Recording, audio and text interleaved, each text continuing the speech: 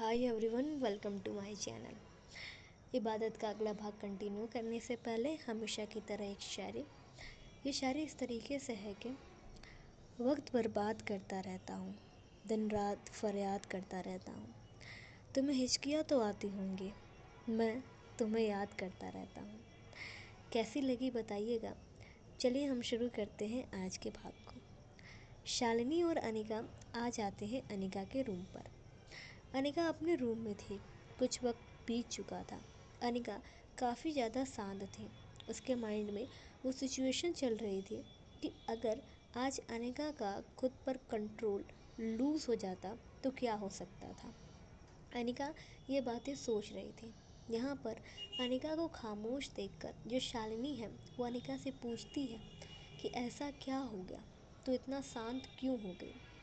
Anika response नहीं करती है पहली बार में, पर जब शालिनी अनिका से एक बार और पूछती है तो अनिका कहती है पानी मिलेगा। शालिनी कहती है ज़रूर, और वो जल्दी से जाती है, पानी का ग्लास लाती है और ग्लास लाकर अनिका को देती है। अनिका शालिनी के हाथों में जो पानी का ग्लास था उसे लेती है और पानी के एक दो घूंट पीने के बाद उस ग्लास को टेबल पर रख देती है। शालिनी पूछती है अब बता क्या हुआ। जो अनिका है वो कहती है राधिका ने मुझे एक धमकी दी है। शालिनी कहती है कैसे धमकी। जो अनिका है वो कहती है जिस तरीके से तुम मेरे आज क्लोज आ रही थी उस तरीके से अगर कोई और लड़की या तुम मेरे क्लोज आई तो वो मेरा काफ़ी बुरा हाल कर देंगी। अनिका की बात सुनकर जो शालिनी है वो काफ़ी ज़्यादा हंसने लगती है। उसकी हंसी कंट्रोल ही नहीं हो रही थी। शालिनी को ऐसा हंसते देखकर जो अनिका है वो कहती है मैंने कोई मजाक किया क्या जो तुझे इतनी हंसी आ रही है। जो शालिनी है वो कहती है मजाक नहीं किया, पर मैं ये सोच के हंस रही हूँ कि एक छोटी सी धमकी, उस छोटी की धमकी से तुम्हारी ये हालत हो गई। अनिका चौधरी की ये हालत हो गई। सही है यार। यहाँ पर जो अनिका है वो शालिनी के लेफ्ट हैंड पर मारती है धीरे से और कहती है मजाक नहीं कर रही और ये तू हंसना बंद कर। एक तो मैं तेरी वजह से फंसी, मुझे धमकी मिली सिर्फ तुम्हारी वजह से, तुम्हारे उस घटिया प्लान की वजह से। यहाँ पर जो शालिनी है वो कहती है उस प्लान को घटिया मत कहना, काफ़ी अच्छा प्लान बनाया था, I proud of my self. Anika कहती है इतना घटिया प्लान तो मैंने ज़िंदगी में नहीं देखा था, इसका रिज़ल्ट देखा, धमकी मिली मुझे। यहाँ पर शालिनी कहती है धमकी नहीं मिली है, प्यार का पैगाम मिला है। यहाँ पर जब अनिका ये सुनती है तो वो कहती है क्या। यहाँ पर जो शालिनी है वो अनिका के कंधे पर अपना हाथ रखते हुए बोलना कंटिन्यू करती है। अनिका वहाँ पर देखती है उस शोल्डर की तरफ जहाँ पर शालिनी ने अपने हाथ रखे थे, तो इसे देखकर जो शालिनी है वो अपने हाथों को अनिका के शोल्डर से हटाती है और कहती है प्यार का लॉजिक ही यही है, और जो मुझे और मुझे लग रहा था इस पर तो मुझे पक्का 100% की गारंटी हो चुकी है। अनिका कहती है कि ऐसे क्या गोल गोल घुमा रही है, साफ साफ बता क्या कहना चाहती है। जो शालिनी है वो कहती है कि राधिका तेरे लिए कुछ फील नहीं करती, वो बहुत कुछ फील करती है। अनिका कहती है मुझे समझ में नहीं आया। जो शालिनी है वो कहती है अगर मैं कहूँ एक तरीके से तो राधिका भी सेम वही चीज़ फील करती है जो तू राधिका के लिए फील करती है। यहाँ पर अनिका कहती है मीन्स प्यार। जो शालिनी है वो कहती है हाँ, इतनी तो तेरी बुद्धि चलती है, हाँ राधिका तुझसे प्यार करती है। अनिका कहती है कि ऐसा नहीं हो सकता, क्योंकि अगर ऐसा होता तो कुछ तो हिंट मिलता ना, ऐसा मुझे कोई हिंट ही नहीं मिला। यहाँ पर जो शालिनी है वो कहती है हिंट तो तुझे कई बार मिला है, बट तू उस हिंट को पहचान ही नहीं पा रही है, तो इसमें राधिका की क्या गलती। सलोनी थोड़ा और क्लियर करते हुए और समझाते हुए कहती है कि ये धमकी तुझे मिली है, ये इसी कंडीशन में होता है जब वो बंदी तेरे लिए कुछ फील करे, और अगर कोई और पर्सन तेरे उतना क्लोज है या तू उसको उतनी इम्पोर्टेंस दे, तो वो पर्सन यानी कि राधिका इनसिक्योर फील करने लगती है या फिर उसे जेलसी फील होने लगती है, और ये उसी कंडीशन में होता है जब वो पर्सन तुझसे प्यार करता है। तो अनिका कहती है मतलब इस लॉजिक के हिसाब से राधिका मुझसे प्यार करती है। जो शालिनी है वो कहती है हाँ, राधिका तुझसे प्यार करती है, बट उसे इस चीज़ का एहसास नहीं है कि वो तुझसे प्यार करती है, और अब हम लोगों का काम है कि राधिका को ये एहसास दिलाना कि वो तुझसे प्यार करती है। अनिका कहती है ये कैसे होगा। यहाँ पर जो शालिनी है वो कहती है कि जो मैंने आज किया, अगर उस ड्रामे को हम कुछ दिन और कंटिन्यू करें तो हो सके राधिका कुछ ही दिनों में सामने से अपनी फीलिंग कन्फेस कर दे। यहाँ पर जो अनिका है वो कहती है ऐसा सच में होगा। शालिनी कहती है हाँ, बट हमें वो ड्रामा कंटिन्यू करना पड़ेगा। जो अनिका है वो पहले तो नहीं समझ पाती कि किस ड्रामे की बात कर रहे हैं, पर जब उसे समझ में आता है कि वही ड्रामा क्लोज आने का, तो अनिका कहती है ना, ये ड्रामा नहीं यार, तूने आज किया तो इतनी धमकी मिली, वो भी मेरा कॉलर पकड़कर। शालिनी कहती है क्या। अनिका कहती है हाँ, उन्होंने मेरा कॉलर पकड़ा था और मुझे उंगली दिखाते हुए ये बात कही थी। जो शालिनी है वो कहती है हंसते हुए सही है यार, अब तो कॉलर भी पकड़े जा रहे हैं और आपने कुछ कहा ही नहीं। सही है सही है।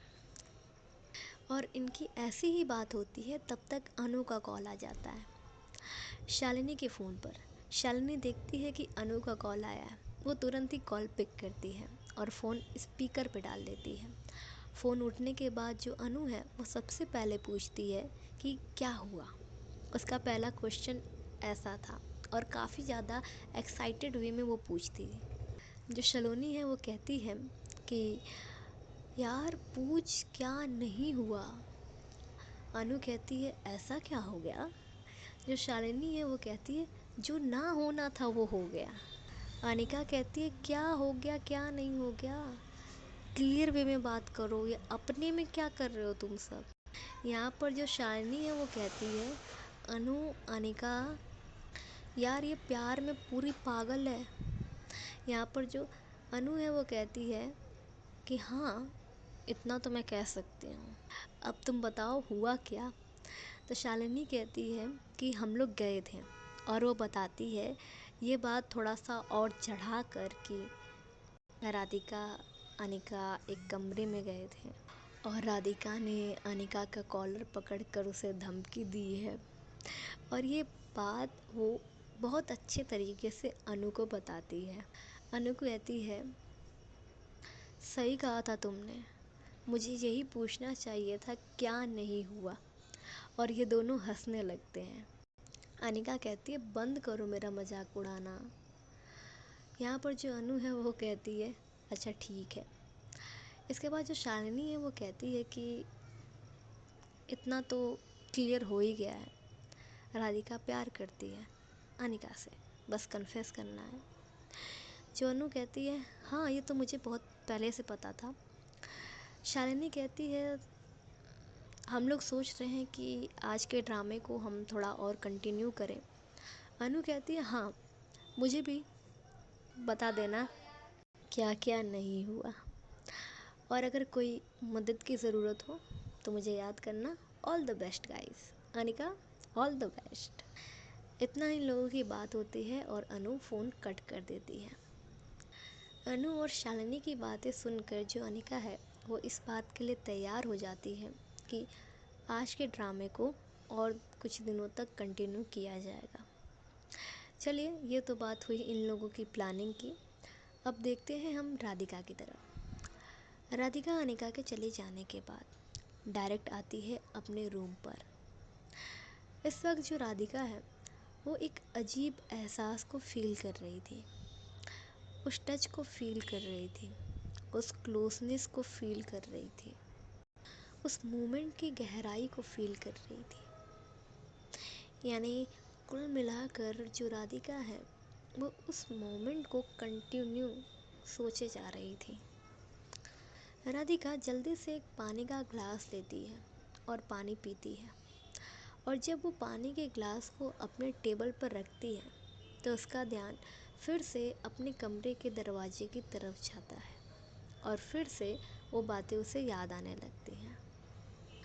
राधिका कहती है, मेरी ही गलती थी, मुझे इतना गुस्सा नहीं करना चाहिए था, अनिका का कॉलर नहीं पकड़ना चाहिए था। और वो सोचती है कि मैं कब से अनिका के ऊपर इतना हक जताने लग गई। अनिका की मर्जी, वो जिसके साथ रहे, जिसके क्लोज जाए, मुझे इससे क्या, मुझे क्यों फ़र्क पड़ रहा है कि अगर कोई अनिका के क्लोज आ रहा है, मैंने इतना रिएक्ट क्यों किया। एक कंप्लीट साइलेंस राधिका के माइंड में आ जाता है। अब राधिका का जो दिमाग था वो शांत हो जाता है और अब बोलना शुरू करता है उसका दिल, उसकी धड़कनें। राधिका की धड़कनें कहती हैं, ऐसा इसलिए हुआ क्योंकि तुम अनिका को केवल अपना एक अच्छा दोस्त नहीं बल्कि एक अच्छा पार्टनर मानती हो।